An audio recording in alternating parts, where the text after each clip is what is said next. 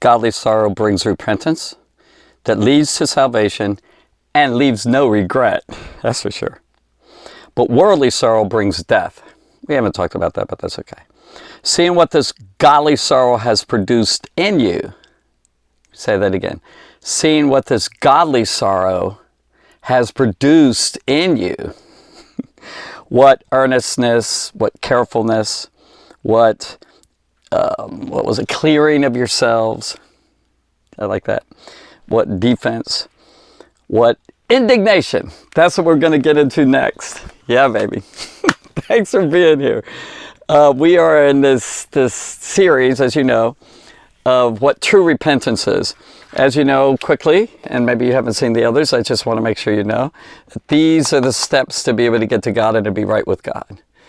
It's very clear in the Bible, repentance, calling on Jesus is part of that. Whoever calls on the name of the Lord shall be saved. Yeah, that's good. It's a great promise. And then trust, belief, adherence to commit yourself in trust and faith in Jesus. That's what saves. Then you get baptized. Yeah, that's your part of what it is to get right with God. Now, the problem is, even if you're right with God, you blow it.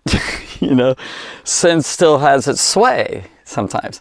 I will say, if I can say it this way on a timeline, when you first get saved, this is my experience and every believer, still a lot of sins, like some things are definitely cut off, changes right away. It's got to be a change. Repentance means change. And Jesus Christ, once he enters in, he starts working on you. Thank God he's patient. But he works on you and he changes you from inside out. And so it goes like this. And then there's more sin on this side now than this side on this side. Way different on the timeline of your life. But there's occasionally everybody, could sin and all. So here's that picture that we just described in another form. That there's a sorrow that changes your heart. There's a deep sadness, a regret, I blew it. You know what it's like? But it's not just like, hey, I blew it, I made a mistake. There's sorrow, sadness, mourning. The thousands of tears I've came out of these eyes over my sins. I'm going to get emotional now. Just the sorrow, the sadness of it, like I've offended God. I've saddened his heart.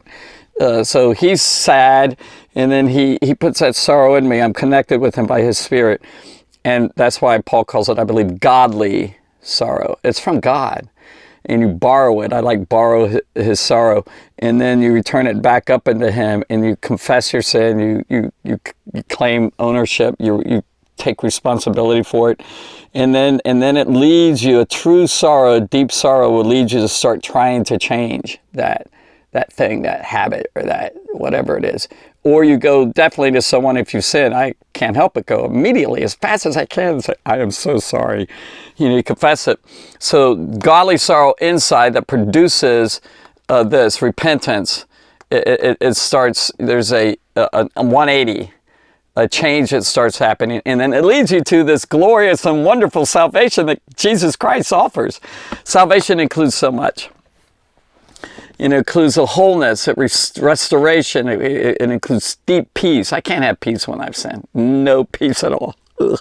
There's no peace for the wicked. And when I have done some wickedness or I've sinned, then there's no peace in there. And there's that velvety sense of God's sweet peace. I can't explain it. It's wonderful. And wholeness, and then deliverance is included in salvation. He starts delivering you from that particular sin. And so this is what Paul said. He said, what carefulness it produced. Yay. It's a keenness. It's a deep, it's a sensitivity that starts happening. It's an earnestness that changes. A clearing of yourselves. You stand defensively against the sin, and you defend yourself when in the sin. Well, I already talked about that. Anyway, you could listen to the last video. But defense is apologetic. I'm going to take this thing and change it, and then I'm going to defend my stand against it and all. And then also it begins a certain disapproval. Now this next one, it says, what indignation? Yeah, there's the exclamation point. There should be an exclamation point here. What an indignation that starts happening. Here are the different shades, if you will, I think, the meanings of this indignation, sort of a type of anger that happens. Boy, have I experienced tons of anger. and deep feeling of indignant of what happens. You just grit your teeth, kind of. There's the actual Greek, as far as I've seen it. I'm not a Greek scholar, but I've researched this. It's very much to grieve. Whoops, I forgot the quotation there. So very much to grieve. Let me put it in there. So there's a grief. Yeah. It's kind of going back to that sorrow, grief. Ugh. You know, it's a ugh feeling. It's very much to grieve. It's basically different, looks at it as being greatly afflicted. It's the word here in the Greek, there's 5 times it's used in the New Testament. Matthew, Mark, and then this passage and all.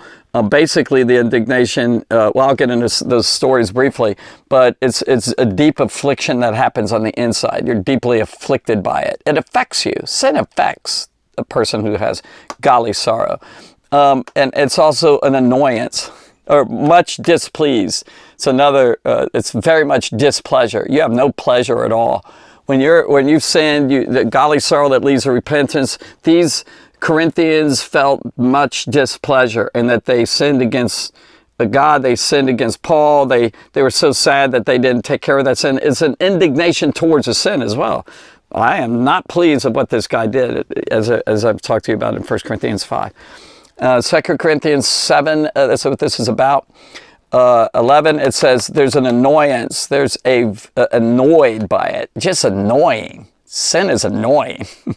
And vexation, you're troubled there. And it's basically, the word is kind of related to anger. And some of the indignation was, for example, the 10 disciples of the apostles were indignant with James and John in the passages near the end of the Gospels, where they told Jesus, hey, can we have the right side and the left side? Like, we want those places of honor.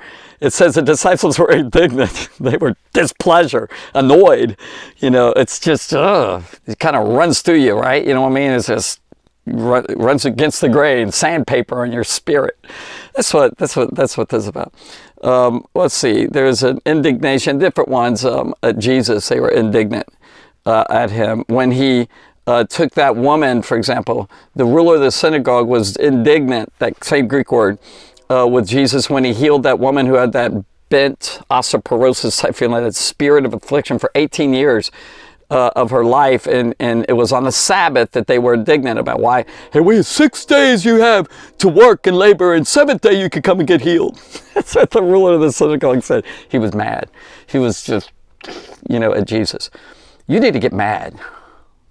You need to get angry. You need to get indignant. I'm indignant at sin that's plaguing our world and indignant in our lives and all. So I love this particular one. I love all of them. All these different expressions of repentance.